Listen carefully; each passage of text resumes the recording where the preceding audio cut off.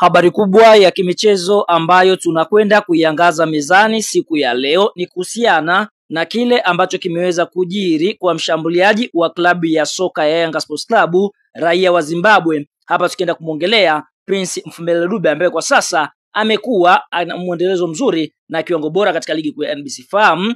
Klabu ya soka ya Kaizer Chiefs inayoshiriki ligi kuu nchini Afrika Kusini inaonolewa na kocha wa zamani wa klabu ya soka Yanga raia wa Tunisia Mohamed Nasruddin El Nabi, basi wameweza kuonyesha nia ya kuitaka saini ya mchezaji anayofahamika kwa jina la Prince Mfumelo Dube, ambapo wanataka kumsajili katika dirisha kubwa lijalo. Kwa hiyo tunaona kwa upande mwingine kama kila kitu kitakwenda sawa, basi kuna uwezekano mkubwa Prince Dube akaondoka ndani ya klabu ya soka ya Yanga kwa kuuzwa katika klabu ya soka Kaizer Chiefs inayoshiriki ligi kuu nchini Afrika Kusini. Tunakuacha na swali, je, Yanga wamuuze Dube ama waendelee kusalia naye?